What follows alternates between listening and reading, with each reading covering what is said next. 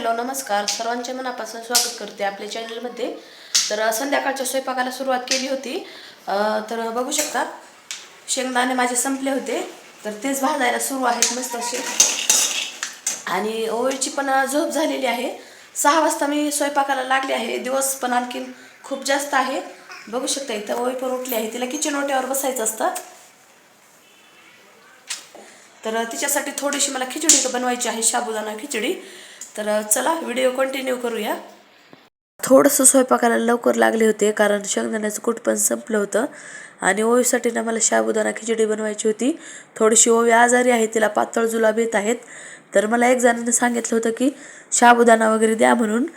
गोड करून देतात, पण गोड ओवी खात नाही जास्त, त्यामुळे फक्त एक मिरची आणि थोडंसं बटाटा घालून तिला साबुदाणा बनवला होता। तर तिनं आवडीने खाल्ला। तर बघू आता उद्या कमी होतं का नाही। हॉस्पिटलला तर नेलं होतं, पण तरी पण काही तिचे म्हणजे जुलाब थोडेसे कमी झाले नाहीत। म्हणजे आणखीन औषध वगैरे सुरूच आहेत।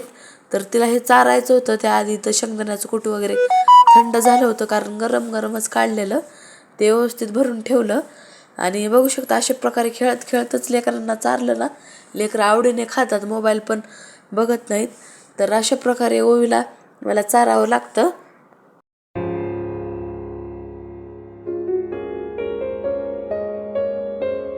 नंतर तिला साबुदाणा वगैरे चारल्याच्या नंतर इथं दोघींनी मस्त असा बॉल खेळला। लेकरांसोबत असाच टाईम ना आपण घालवला पाहिजे, कारण त्यांना पण फ्रेश वगैरे वाटतं। बघू शकता नंतर लगेच स्वयंपाकाला लागले। 7 वाजले होते। इथं मला मसुराच्या डाळीची भाजी करायची होती, म्हणलं तो रेसिपी तुमच्यासोबत शेअर करावी। तर तेल, जिरे, मोहरी, लसूण आणि कांदा टाकला, मस्त परतून काळं वाटण हळद टाकून घ्यायची। तर एकदम टेस्टी भाजी होती। आणि डाळ मगाच भिजत घातली होती, ती टाकून परतून घ्यायची। आपल्याली घट्ट अगर पातळ जशी खायची तसं पाणी आपण टाकू शकता। नंतर 2 चमचे शेंगदाण्याचं कूट आणि मीठ टाकून झाकून ठेवायचं। गॅसची बचत झालीच पाहिजे, झाकल्यामुळे खूप लवकर भाजी शिजते। तर भाजी शिजत आहे इकडं एका साईडला लगेच भाकरी वगैरे करून घेतल्या।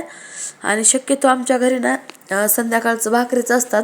ओवीला पण भाकर आवडते, तिच्या पप्पांना पण, आणि मलाही आवडते, कारण पचायला वगैरे भाकरी हलकी असते, वजन पण कमी होते। नंतर थोडासा ठेचा पण बनवायचा होता मला। तर ठेच्यामध्ये मी मिरची, शेंगदाणे आणि थोडं लसूण टाकून घेतला, तेल मस्त भाजला। आणि हे रॅकला भांडे वगैरे लावायचे होते, कारण लगेच भांडे वगैरे घासून घेतले ना आपल्याला बरं पडतं। आणि सकाळी कामाचा लोड येत नाही, सकाळी लवकर उठला ना खूप फ्रेश वाटतं। तर सगळे भांडे व्यवस्थित सकाळी सुकलेले लावून घेतले आणि मस्त दोघींनी जेवण केलं, कारण ओवीच्या पप्पांना यायला थोडासा उशीर होणार होता, थोडासा म्हणजे 12च वाजणार होते। तर इथं भांडे वगैरे घासले।